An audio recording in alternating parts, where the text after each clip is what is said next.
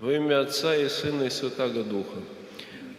Слово «поминать» часто в народе ассоциируется со словами «это посидеть за столом», правда, там и поесть, выпить чего-то.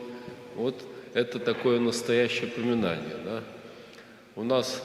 Мы сегодня за столом не сидели, у нас стол посреди, вот приносим мы туда продукты, да, на поминальный стол, канун перед крестом, распятием Господним. Это наша жертва, приносимая за грехи наших усопших, да.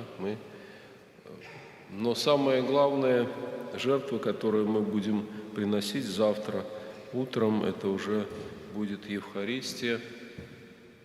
Это та трапеза Господня, которая будет центром этого поминания. Ну и эти малые трапезы, да, и Парастас, и Лития, и завтра панихида после литургии, они как бы дополняют, да, потому что у нас есть и в трапезе человеческой есть какое-то главное блюдо, да, там, где мы насыщаемся, там приносят нам горячее, да, а есть там какие-то салатики, есть там все человеку, чтобы сполна насытиться какой-то вот и поблагодарить Бога, потому что это же Бог дает все. Вот, и мы вот стараемся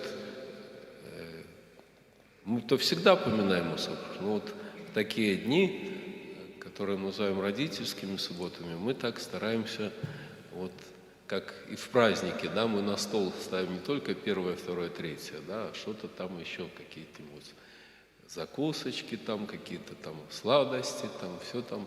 Нам хочется вот как бы в честь праздника так разнообразить все. Вот это действительно мы пришли вот к этому празднованию, осеннему празднику памяти почивших наших всех сродников.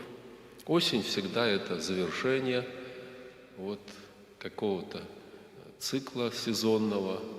Вот мы понимаем, что вот и деревья, и растения, и животные часто меняют какие-то свои на зимние. Вот, и земля готовится к вот этому спячке, к этой временной смерти, да. Ну и мы, конечно, вот вспоминаем, что наши сродники, они вот перешли в эту спячку. Вот тела их в этой земле, но души их, они хотят есть. Вот, и мы вот этими службами мы их насыщаем. Вот как раз недавно позвонил один мой друг, говорит, тетя его, говорит, надо за нее срочно помолиться, говорит, ей приснились почти все там сродники усопшие. Говорит, пришли к ней на кухню. Она уже все думает, сейчас если будет умирать, за нее срочно надо молиться. Я говорю, может, они на кухню пришли, что просят, чтобы их накормило, что давно уже в церкви не было. Вот сейчас родительская суббота впереди, да, поэтому вот они и хотят поесть. Вот, явились на кухне, да, вот, поэтому мы вот и когда приходим в храм в эти дни, мы их кормим. Поэтому вот это милость Божия. Поэтому спасибо, что пришли покормить усопших. И завтра будем продолжать трапезу. Аминь.